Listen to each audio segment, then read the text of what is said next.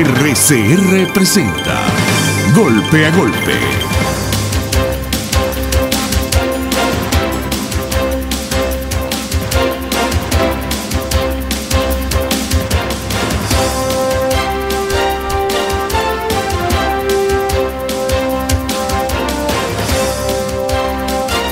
Golpe a golpe. Buenos días. Martes 4 de septiembre de 2018. Estaremos trabajando para ustedes en la gerencia general de la estación Jaime Nestare, en la gerencia de producción Wilitza Arcaya, en la producción de este espacio Marilia García y Jackson Vargas. En los controles estará César Arteaga y recuerden seguirnos en nuestras redes sociales por @RCR750 y vernos a través de rcr.tv, la radio que se ve. Y ayer hubo una especie de tsunami, de temblor, terremoto, movimiento sísmico desde el punto de vista noticioso. Un Twitter generado por el Banco Central de Venezuela y adjudicado a la presidencia del Banco Central generó una situación sumamente compleja con respecto al encaje legal. Y había gente que dice que habían nacionalizado la banca. Bueno, aquello fue horroroso. Ya después al rato, bueno, eliminaron el Twitter, salieron a decir que estaba equivocado y bueno, y eso es lo que tenemos en materia informativa. Y en línea tenemos a Sadio Garavini, embajador e internacionalista. Buenos días, Sadio, un placer saludarte. Sí, buenos días, Frankie, buenos días a todos los que nos escuchan. Ajá, Sadio, se está realizando una reunión en Perú, en Ecuador, con varios, están varios países tratando de buscarle una solución a la migración venezolana y bueno, y los comentarios de la vicepresidenta de la vicepresidenta de la República pareciera que no está muy acorde con esta reunión, ¿no? Porque la vicepresidenta Delcy Rodríguez, en una noticia que está publicada aquí en costadelsolfm.net, dice: ha convertido un flujo migratorio normal en una crisis humanitaria. Bueno, de verdad que bueno, te dejamos la palabra para que tú nos orientes.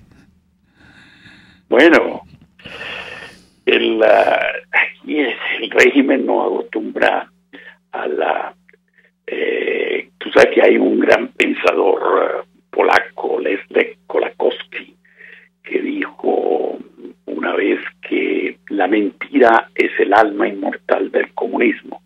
Eso me recuerda eso que me contaste de Delcy.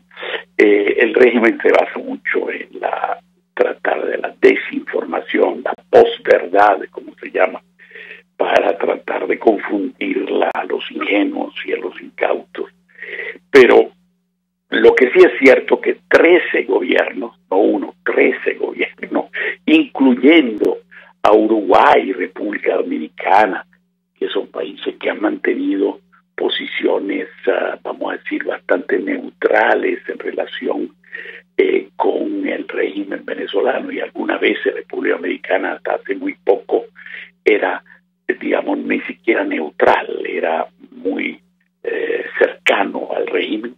Bueno, están todos reunidos allí para analizar las complicaciones y complicaciones con C mayúscula, para después la podemos analizar, que les acarrea a todos ellos esta acelerada invasión, diría yo, porque aquí estamos hablando, y no lo dice ningún gobierno, lo dice ACNUR, o sea, la Organización Internacional para Refugiados, y dice que hay alrededor, calcula que de 2015 para acá hay 2.300.000 venezolanos que salieron del país. Entonces se puede imaginar lo que eso implica en el ritmo, además del último año, que aumentó, repito, la salida. Solo el año 2017 se calcula en 1 millón. Ahora, ese millón ya no es como al comienzo del régimen chavista, que salían gente de profesionales, clase media, que calculaba salía con sus con sus bienes, o sea, habiendo vendido sus bienes y montado quizás algunos de ellos, alguna empresita y tenían cierta capacidad económica. No, ahora está saliendo realmente lo que se puede considerar los sectores populares más desposeídos, que salen por hambre y salen entonces totalmente desamparados y llegan a países que son países con problemas. O sea, recordemos, yo siempre recuerdo la de una declaración de Felipe González hace un par de meses, cuando dijo en el 2017 entraron a Europa 1 millón de inmigrantes, digamos, ilegales, que ingresaron en esa ola que viene del Medio Oriente por la guerra en Siria, etcétera, y dice, y Europa, que tiene $40,000 per cápita de ingreso promedio, entró en crisis. Todos esos países, Alemania, en particular Austria, todo eso con reacciones importantes a nivel político. Imagínense lo que debe pasar en un país como Colombia, que le entra 1 millón de inmigrantes en el año 2017 y tiene un ingreso per cápita que no llega a $3,000 per cápita, o sea, anuales. Entonces, eso además estamos exportando no solo hambre, sino enfermedades. O sea, se sabe que estamos llegando con sarampión, con malaria, difteria, y todo eso está creando realmente problemas muy serios en todos los países que nuestro vecino, quien más y quien menos. Hasta Guyana ha recibido un lote que yo no sé cómo hacen, tienen que ir en Curiara por los ríos por la costa, porque no hay comunicación directa entre Venezuela y Guyana por carretera. Entonces, y han llegado, y el gobierno guyanés ha tenido que dar instrucciones al Ministerio de Educación para que reciba los niños y le den clases en inglés para que puedan adaptarse. Y estamos hablando, repito, en el caso guyanés apenas unos centenares todavía, pero en Brasil supimos las reacciones xenófobas que hubo en la frontera, en Pacairima. Tenemos hasta el ejército, tuvieron que mandar ahí para tranquilizar la situación. Y en Colombia, Ecuador, Perú, en menor medida Chile y Argentina, Sadio, también están recibiendo. Sadio, llama mucho la atención la incorporación de última hora de la República Dominicana. Y eso a mí me da la impresión que tiene que ver con una presión de las islas del Caribe, digamos que creo que no quieren aparecer en la foto, pero que están presionando de alguna manera porque también a ellos les toca, como se dice, su pedazo de esta migración. Bueno, ya lo hemos visto con Trinidad y Tobago, como han actuado. Entonces, me da la impresión, yo no sé si tú tienes la misma impresión, que esa incorporación de última hora de República Dominicana es como tratando de representar a ese poco de islas que están cerca de Venezuela, que deben estar sufriendo no solo la migración, sino contrabando, problemas de todo tipo, extracción, bueno, todo ese tipo de situaciones que se generan cuando hay este tipo de crisis en los países fronterizos, ¿no crees tú? Sí, sin duda alguna, pero República Dominicana, recuerda que tiene más comunicación con Centroamérica que con la isla del Caribe angloparlante. Sin embargo, es que República Dominicana está recibiendo igual, porque ¿qué sucede con República Dominicana? El número de venezolanos ha aumentado considerablemente porque por mucho tiempo, y creo que todavía ahora, en términos de leyes de inmigración para los venezolanos, es el país del que más facilidades ha dado. Entonces, allí hay mucha gente que se monta en un avión de avión, el costo del ticket no es excesivo y llega y hay un ingreso, porque recuerda que es un país turístico donde los venezolanos por mucho tiempo eran turistas. ¿Qué sucede? Ingresan como turistas y después se quedan. Y esto ha sucedido durante estos últimos años, y ahora que se están preocupando seriamente los dominicanos, creo que están poniendo algunas trabas nuevas. como el chequear con cuántos dólares ingresa, ver si tienen el boleto de regreso.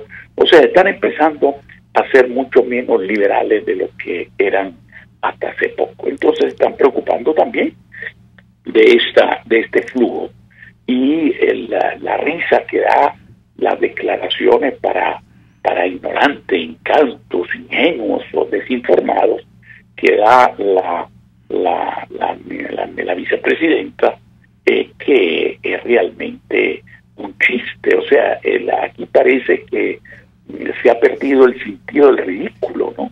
Aprovechando la censura, creen que pueden hacer el ridículo a nivel nacional e internacional, porque los venezolanos no tenemos, digamos, todos los venezolanos tenemos el mismo acceso a la información, pero simplemente por razones familiares, cuando hay 2.300.000 venezolanos que se han ido y que se comunican con su familia internamente, el venezolano sabe perfectamente cuál es y qué desastre ha sido este exilio forzado que este régimen le ha obligado a muchos venezolanos, a demasiados venezolanos. Estamos conversando con Sadio Garavini, es embajador e internacionalista. Sadio, también pareciera que la disolución de UNASUR, del ALBA, de Mercosur, de todo eso le ha complicado mucho la situación a los venezolanos que están emigrando. Esa percepción de que no son queridos, ¿tú crees que venga porque todos esos pactos se han roto, todos esos pactos han quedado desaparecidos? Porque toda esa cantidad de cosas que creó Chávez, que de alguna manera también favoreció a otros países, han quedado disueltos, ¿no? Bueno, mira, eso empezó, Chávez no solo creó, sino destruyó el grupo de los tres, que eran con Colombia y México, destruyó la comunidad andina, porque nos sacó de la comunidad andina y nos metió en Mercosur, donde curiosamente no es que Mercosur está destruido.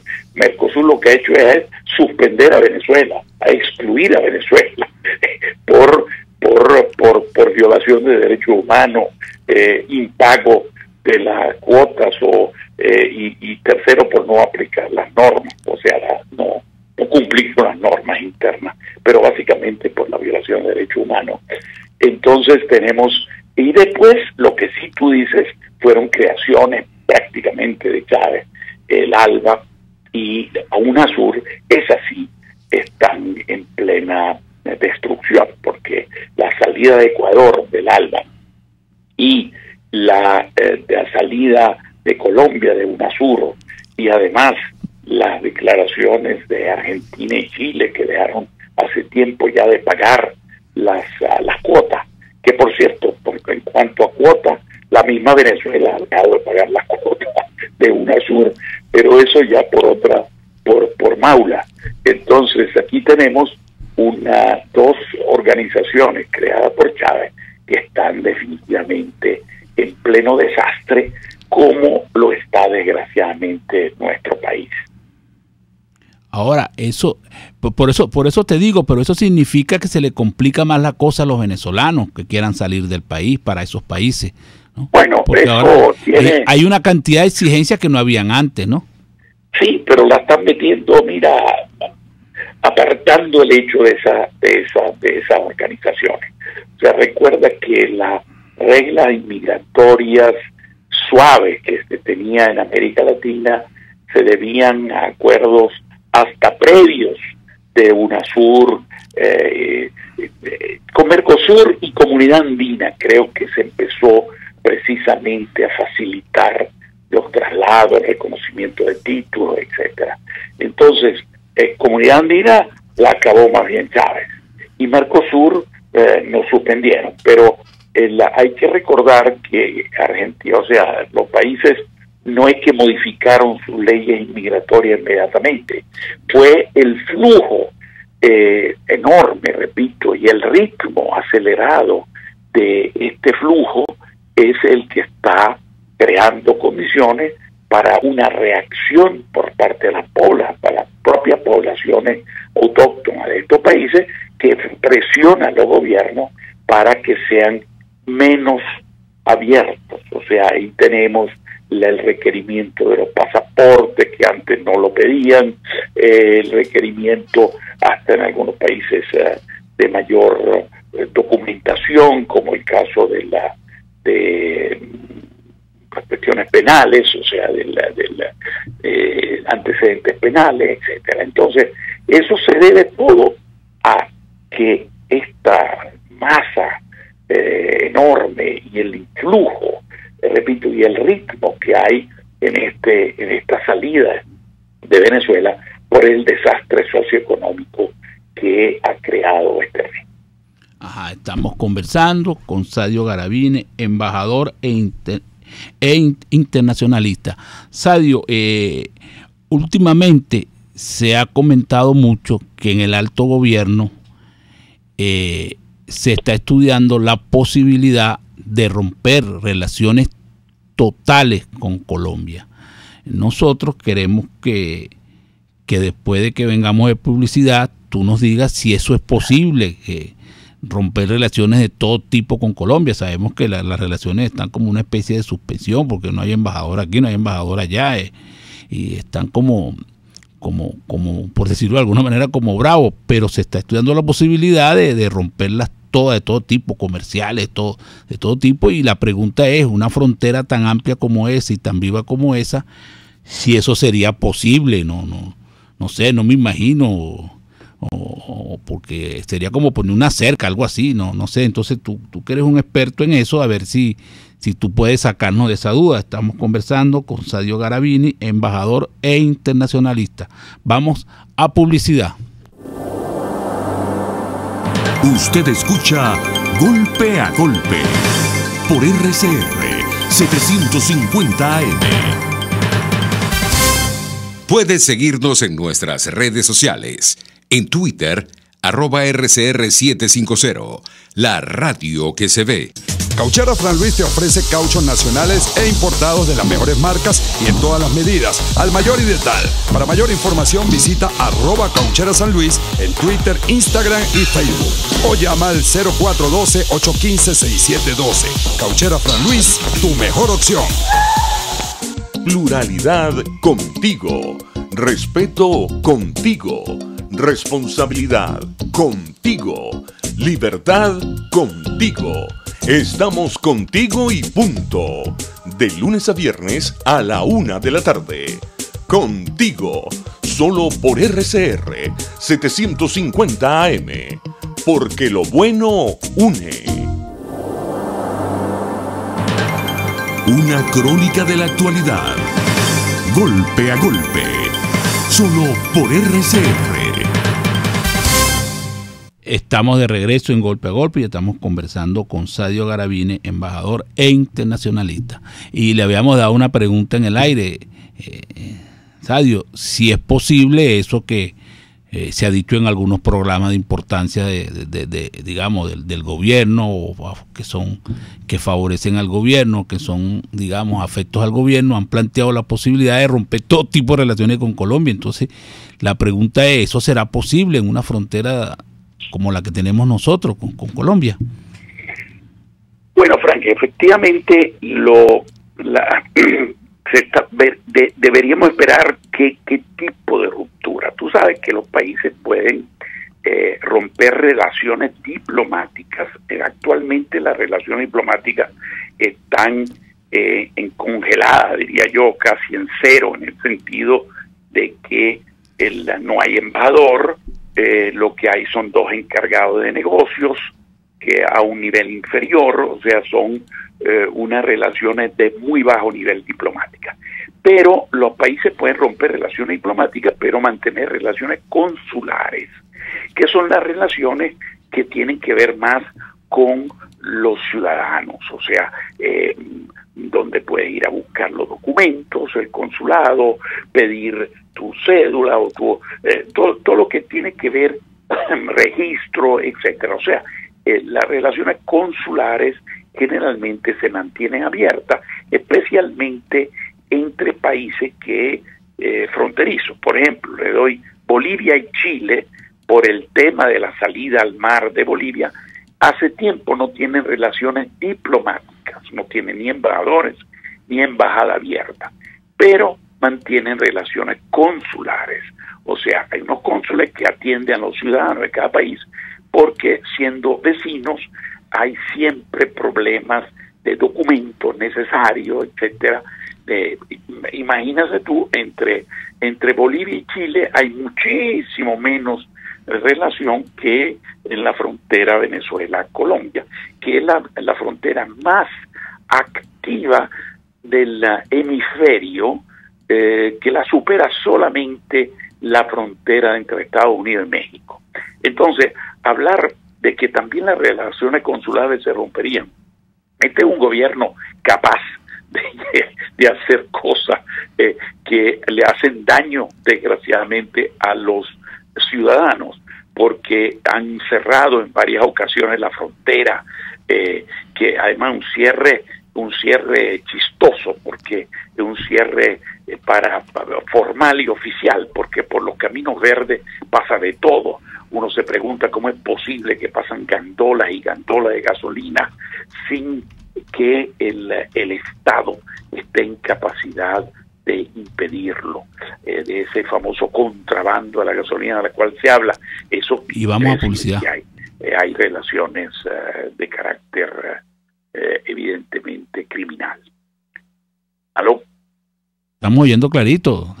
No, creía que... No, todo perfecto, te estamos dando... Bueno, entonces eso denota precisamente que hay una falta de control. El Estado venezolano, el régimen venezolano, es un régimen que tiene vocación totalitaria, o sea, vocación de control total de la situación dictatorial, pero realmente es un totalitarismo fallido. O sea, tiene las mayores características son de un Estado fallido, donde ni siquiera tiene el monopolio de la violencia en buena parte del territorio nacional. O sea, quien controla el sur del Orinoco ya no es el Estado venezolano, son mafias, la mafia del oro, del coltán, en la zona colindante, en la zona de Apure, el sur del Zulia, quien está en manos de guerrillas de todo tipo, conocida y no conocida, branes, etcétera. O sea, el problema es que es un Estado que va camino a un Estado fallido y además quiere ser dictatorial. O sea que es realmente una mezcla peculiar de régimen. Pero regresando a tu pregunta, yo creo que este régimen es capaz de decidir que se cierran todas las relaciones y quien va a afectarse son los ciudadanos que tienen familia en ambos lados, que necesitan comunicarse, necesitan documentos, etcétera. Pero en cambio no va a afectar al contrabando ilegal, no va a afectar a la guerrilla que se pasan como le da la gana entre la frontera entre una y otro país. Ajá. Así que habrá que esperar a ver qué decisión tomarán. Bueno, Sadio, sabemos que por razones de tiempo tenemos que despedirte. Fue un placer tenerte en el programa. Esperamos seguir contando contigo en otras oportunidades y hemos conversado con Sadio Garavini, embajador e internacionalista. Y vamos a publicidad. Ni de suerte, ni de gracia, ni de pecho. Es Golpe a Golpe. Puedes seguir nuestra programación a través de rcr.tv, la radio que se ve. El siguiente espacio educativo está dirigido a niños, niñas y adolescentes. RCR presenta Todo se puede, una producción nacional independiente de Mayra Prado, certificado número 16923. El cambio es acción. Muévete por tu salud. No tienes excusa. Tú puedes. Correr descalzo. Estás en la playa un fin de semana. ¿Cuántos hemos caído en la tentación de correr descalzos por la orilla? Entre corredores, actualmente existe un debate sobre correr descalzos o no. Escucha algunos de los argumentos y tú decides.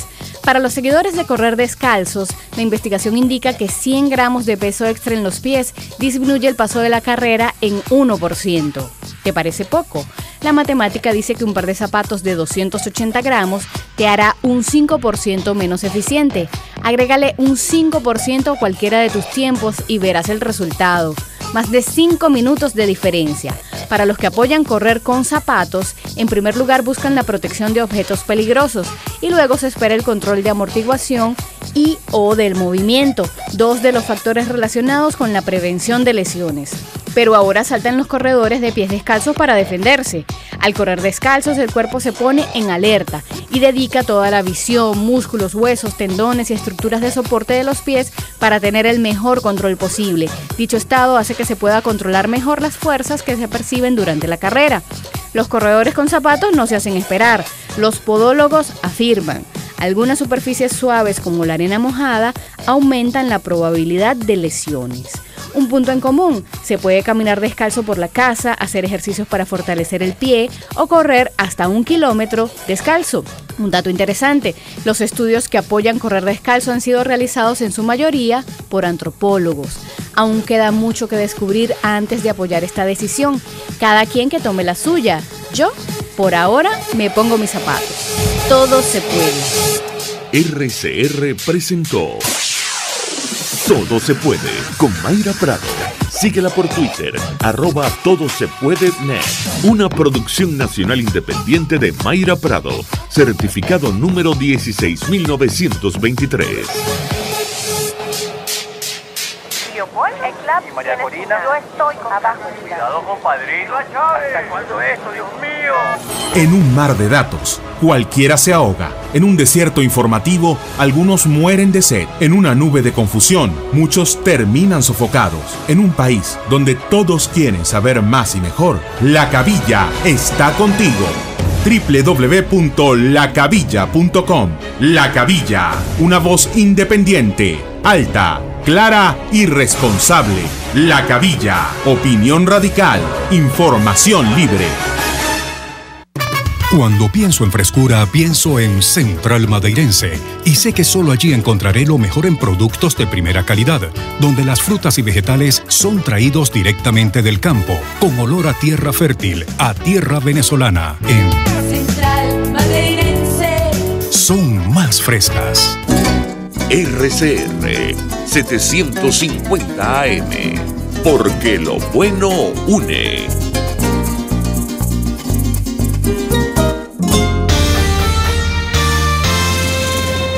Los temas de actualidad más relevantes son expuestos a la luz de La Linterna. Diego Bautista Urbaneja le invita a formar parte de este ameno espacio de charla y análisis con una buena taza de café y al son de buena música. La Linterna, de lunes a viernes, a partir de las 2 de la tarde, por RCR 750 AM.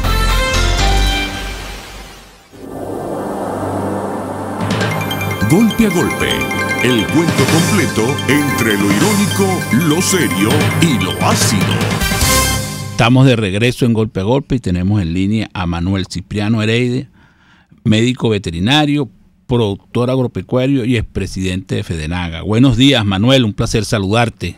Encantado, Fran, muchas gracias, muy amable a todos nuestros amigos de Golpe a Golpe. Ajá. Que se dan cita todos los días por Radio Caracas Radio. Manuel, esas listas de precios acordados no duraron absolutamente nada. Tardaron más en imprimirla que lo que realmente duraron, porque con los anuncios hechos ayer por el presidente de la República, todos esos precios quedan automáticamente modificados. La inclusión, por lo menos, del cestatique, que se desconocía cuánto era, produce un cambio en los precios importantísimo, y es obvio que los precios que ya se habían acordado no estaban funcionando, porque la carne desapareció, el pollo desapareció y otros productos desaparecieron, y ustedes tienen muchos problemas para seguir produciendo desde el punto de vista agropecuario. Entonces, ¿cómo ves tú la situación en este momento? Bueno, Fran, tú lo acabas de decir. En la lista de precios acordados o entre comillas, que fueron precios que prácticamente el Ejecutivo puso sobre la palestra. Prácticamente obligó a algunas grandes empresas, sobre todo el sector agroindustrial, a aceptar unos precios que ellos previamente habían definido sin consulta con los sectores productivos. En el caso específico de la carne, en el caso específico de la leche y sobre todo del queso, que no ha sido tocado, ¿verdad? Nosotros desde la Federación Nacional de Ganaderos de Venezuela no fuimos consultados para llegar a ese precio. Por ejemplo, el de la carne de 90 bolívares soberanos, o 90 soberanos, como ya le está diciendo la gente quitándole el bolívar. Realmente es impresionante cómo el gobierno desconoce la estructura de comercialización, la estructura de las cadenas de la carne, de la leche. En el caso específico de la carne, te dice, tengo 90 soberanos, pero ¿qué tipo de carne? ¿Cuál tipo de carne? Hay que recordar que existen 4 tipos de carne. O sea, el primero es los cortes parrilleros, que es el lomito, que es la punta trasera y que es el solomo cuerito, que siempre han estado fuera de regulación. En segundo lugar están los cortes de primera, que tenemos la pulpa negra, la chocosuela, el muchacho redondo, el muchacho cuadrado, el pollo de res y el herradero. Después tienen los cortes de segunda, que son el pecho, que son la falda, que es la paleta, que son las costillas, y finalmente los cortes de tercera, que son los lagartos y algunos huesos rojos. Eso hace pues que se vuelva una gran disyuntiva. ¿Cuál es el que vale 90? En primer lugar. En segundo lugar, nosotros los ganaderos no vendemos carne. Nosotros los ganaderos no vendemos kilos de carne. Nosotros vendemos animales en pie.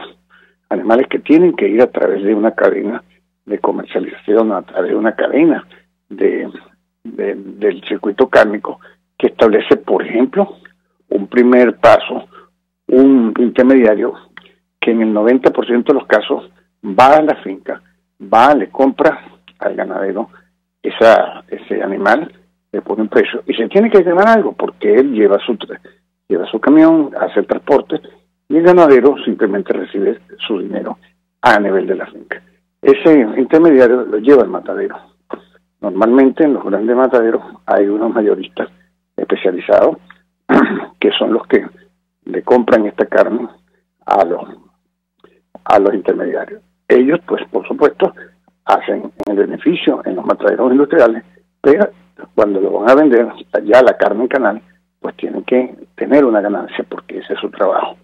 Después, esa carne ya que está en canal, que es lo que la carne que uno ve blindada, que es para tener una idea de cómo estamos, tiene que ser llevada a los centros de distribución, llámese supermercado, llámese carnicería, llámese frigorífico. Eso se llama, hay un señor que se llama cadero, que tiene sus cavas refrigeradas, que le compra el mayorista y lo distribuye a nivel del expendedor. Ese también tiene un paso en la cadena. Y finalmente tienes el propio carnicero, que de lo que le llega en canal simplemente pierde entre 25 y 30% de su precio. ¿Por qué? Porque pierde en grasa, pierde en pellejo y pierde en hueso. O sea, que de un animal, un toro, que aproximadamente pesa 500 kilos a nivel de la finca, finalmente termina alrededor de unos 160, 170, 180 kilos ahora, de carne. Manuel, con todo eso que tú estás diciendo, que ya tenemos una visión de la situación, está claro que con ese precio no va a haber carne. Bueno, yo lo que pienso es que todos tenemos derecho de ganar por nuestro trabajo. Nadie trabaja de gratis, Frank. Mira, hay que recordar, por ejemplo, el caso del pollo comparado con el caso del ganado, que es que el ciclo del pollo es muy corto. A las 6 o 7 semanas, ese pollito bebé que fue alimentado con alimento concentrado está listo para matadera. En cambio, en el caso del bovino, específicamente, tenemos aproximadamente un ciclo biológico de 4 años, desde que la vaca se preña hasta que finalmente va a matadero. O sea que la cosa es muchísimo más larga, más complicada. Cada día los insumos están completamente dolarizados. Por ejemplo, te puedo decir, un litro de aceite para una camioneta, un litro de aceite 2050, que antes de las medidas costaba alrededor de 18, 20 bolívares fuerte, está costando ahorita en este momento que 50 millones. O sea, se duplicó en menos de una semana, y eso es algo necesario para poder traer de la finca. Por ejemplo, un frasco de fiebre aftosa, que es muy difícil de conseguir, pero cuando se consigue, costaba el año pasado 1,5 millones de bolívares. Este año debe estar alrededor de los 200 millones de bolívares. La sal común, que es indispensable para el ganado, costaba en enero 3.000 bolívares o 3 millones de bolívares el saco. En este momento está costando alrededor de 40 millones de bolívares. Y así para de contar. Entonces, si además de eso le agregamos la situación de el incremento de los salarios, que de paso quiero estar bien claro y bien identificado, es necesario que se hagan incrementos, pero que sean concertadas. No pueden seguir siendo a la libre albedrío del gobierno. Manuel, ustedes, estamos conversando con Manuel Cipriano Heredia. Ustedes siempre han tratado de buscar consenso con el gobierno, de conversar con el gobierno, y el gobierno se niega. Es obvio porque terminamos en esto, pues desapareció la carne, la leche tiene problemas, el queso tiene problemas, todo tiene problemas, porque tú has hecho un análisis de la situación ganadera del país, de los problemas de los costos y los incrementos de los salarios, etcétera. Pero, ¿qué es lo que quiere el gobierno? Desaparecerlos a ustedes, porque si ustedes buscan de conversar para conseguir unos precios justos y adecuados a la producción y al usuario y al consumidor, el gobierno se niega, entonces se los impone por la vía digamos, por decirlo de alguna manera, por la vía de la Gaceta, pues obligado, pues mira, es esto y punto. ¿Será que el gobierno quiere desaparecerlo a ustedes para importar pura carne y pura leche?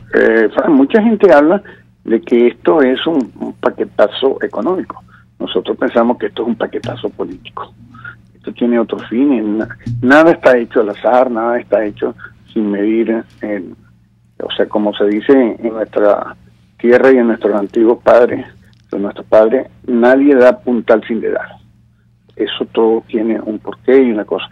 Lo que pasa es que lo hacen tan enredado, tan complicado, tan fuera de lugar, para que la gente no entienda qué es lo que está sucediendo. Por ejemplo, acaban de dar el precio que hoy comienza, el precio de la gasolina a nivel internacional en 41 municipios fronterizos, pero hablaron de eso, que va a ser con la cartahuella, con todo eso, pero no dijeron cuál es el precio.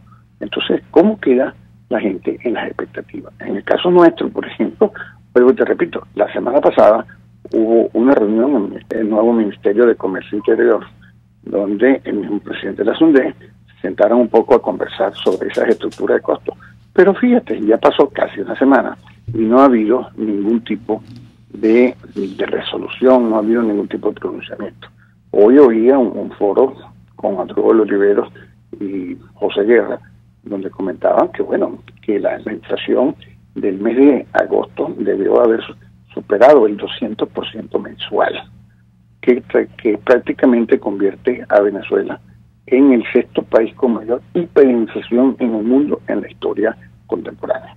Así que, bueno, estamos viviendo un proceso hiperinflacionario, un proceso donde... Pero Manuel, con eso que tú dices, que lo que pasa es que, bueno, es tan loquetera la situación económica que pareciera un plan, porque de verdad que uno ve esta situación y uno dice, bueno, ¿por qué ocurre? Pero también uno se entera de otras cosas, por ejemplo, el robo de ganado para comérselo. Entonces lo que hay es hambre. Yo ayer hice esa denuncia porque una gente de Onoto, en el estado de Anzoátegui, me insistió mucho, ¿no? Pero, y en Apure también, que se roban el ganado para comérselo. Entonces uno dice, bueno, ¿este es un plan para qué?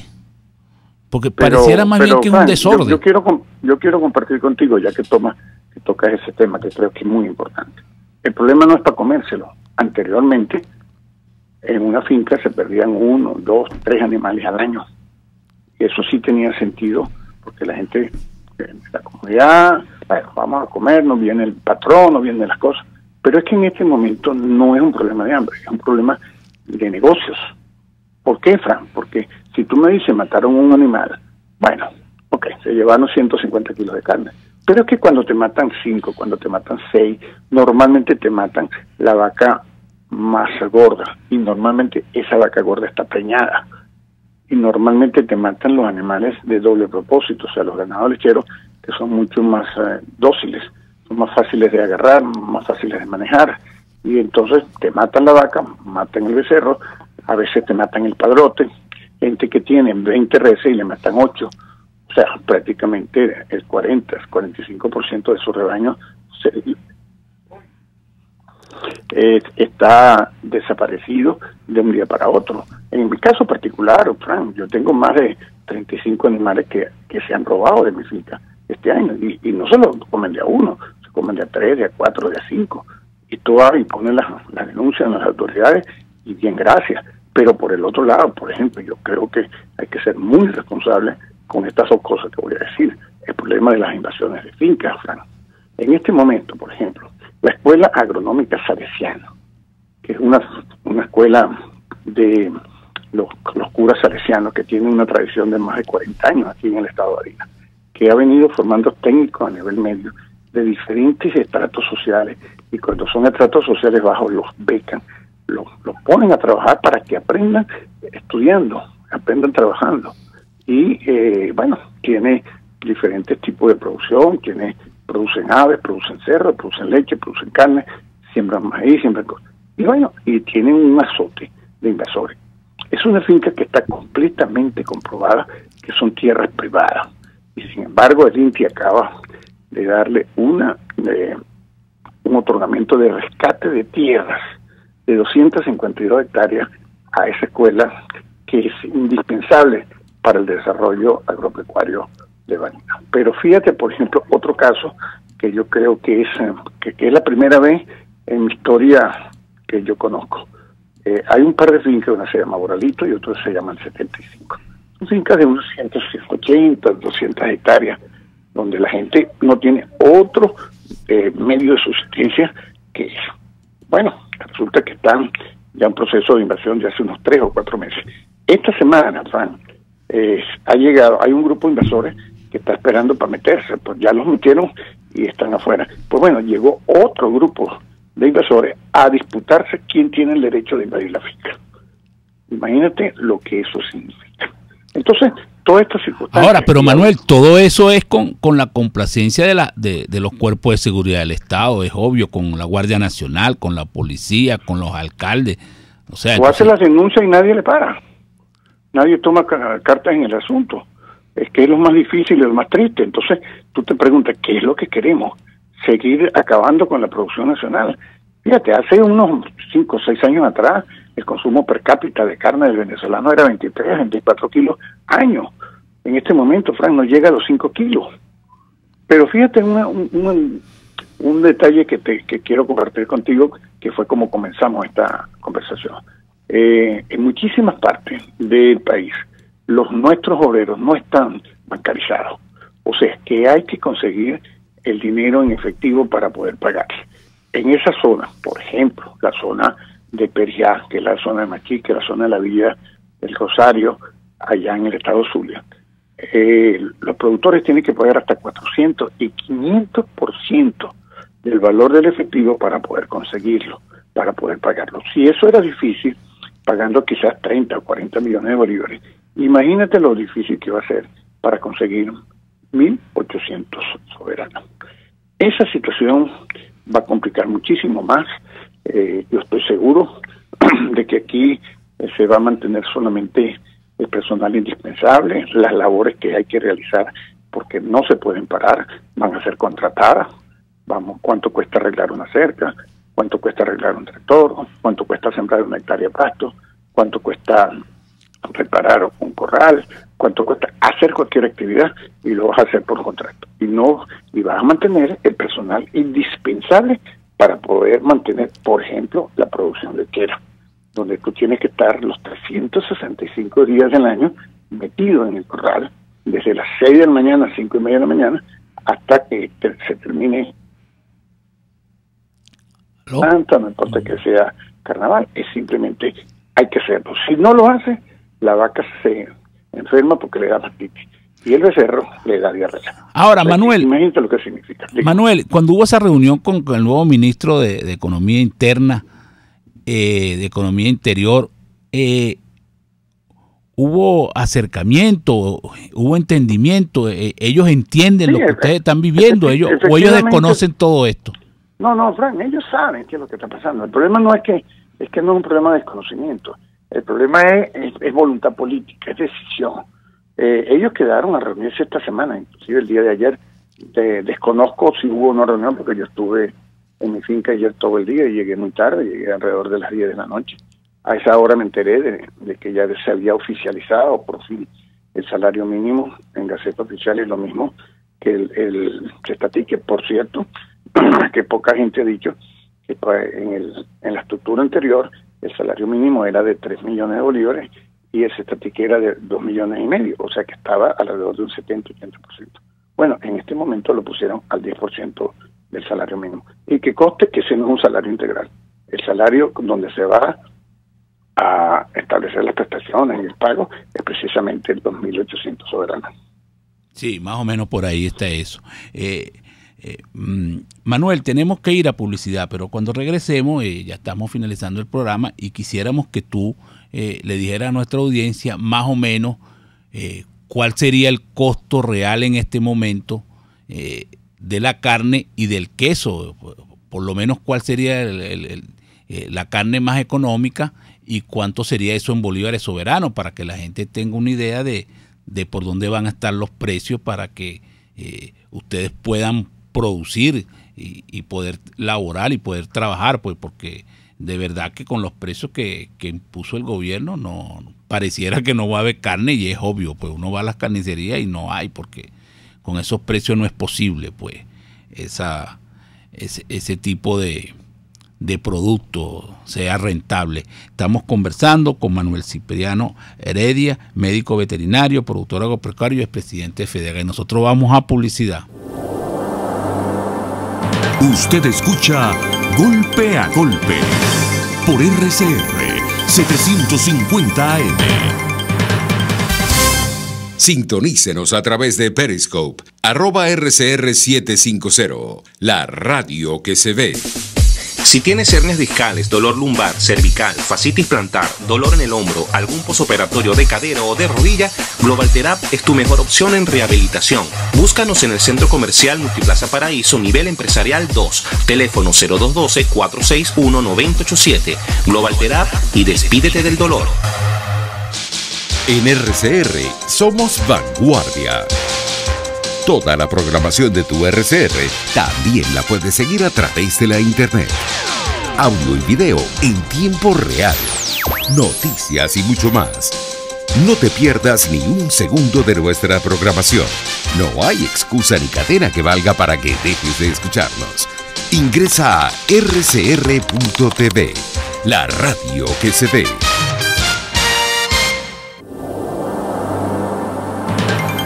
Una crónica de la actualidad. Golpe a golpe. Solo por RCR. Estamos de regreso en Golpe a Golpe. Estamos conversando con Manuel Cipriano Heredia, médico veterinario, productor agropecuario y expresidente de FEDENAGA. Le habíamos dado una pregunta en el aire que a lo mejor puede ser notición, que es que más o menos ¿cuál consideran ustedes que debe ser el precio de la carne, la leche y el queso, que es lo que ustedes consideran que debe hacerse para que se haga justicia y poder producir en el país? Claro que sí, pero Fran, lo primero que hay que recordarle a nuestra audiencia es que vivimos un proceso hiperinflacionario. Si el índice de inflación es 2, 3, 4% diario, imagínate lo que significa poner un precio hoy y irlo a revisar dentro de 2 semanas, 3 semanas, 4 semanas. Prácticamente es un precio completamente desigual, completamente fuera de lugar. Fíjate que hay una acotación bien interesante, que es el diputado de la Asamblea Nacional Constituyente, Andrés Eloy Méndez, estuvo en el programa de José Vicente Rangel el día domingo. Y él hizo como una especie de amenaza a los productores, de donde nos decía que si nosotros no éramos capaces de vender entre 2 o 3 dólares el ganado, pues simplemente lo estarían pensando. Bueno, nosotros, en mi cuenta Twitter, @Manuel Cipriano, yo le respondí de la siguiente manera. me busqué primero que nada cuál es el precio del dólar Zoom, que es un precio oficial donde se deben hacer o se deberían hacer las remesas de los extranjeros, de nuestros compatriotas que nos envían dinero a muchos de ellos, de nuestros venezolanos, para ayudarlos. Bueno, ese precio al día 28 de agosto era de 60.89 soberanos. O sea, que estamos hablando de que si nosotros tomamos como referencia ese precio oficial, nosotros le respondimos, o yo le respondí al diputado, que nosotros no tendríamos ningún problema en vender entre 2 y 3 dólares el precio.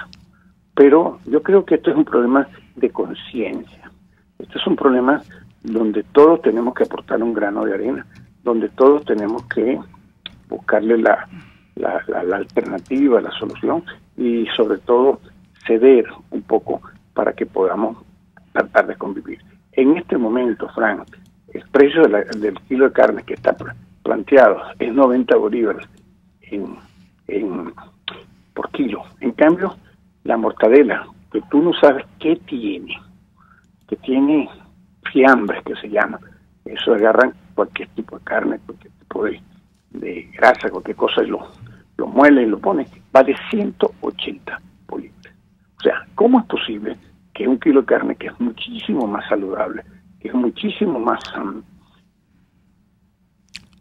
personal, valga la mitad de lo que vale algo que está recompuesto? Entonces, estas realidades, estas diferencias de criterios, es cuestión de sentarse. Nosotros en la Federación Nacional de Ganaderos de Venezuela, y lo digo yo hablando en nombre de nuestro presidente, Armando Chacín, está dispuesto con de producción y nuestras expectativas y diferentes escenarios a sentarnos con el gobierno nacional, pero vamos a hablar técnicamente. Olvidémonos de la política.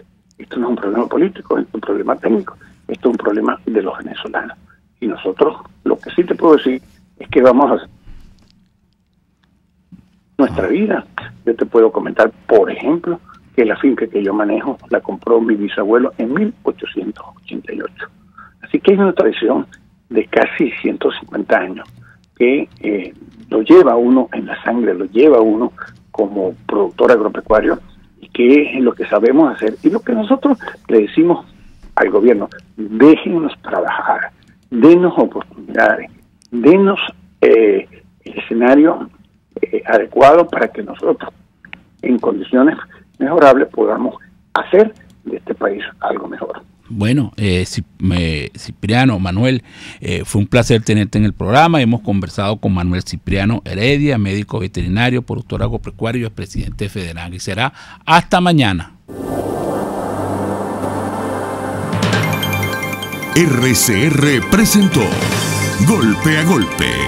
Para cualquier comentario o sugerencia, escriba a golpeagolpe@rcr.com.be.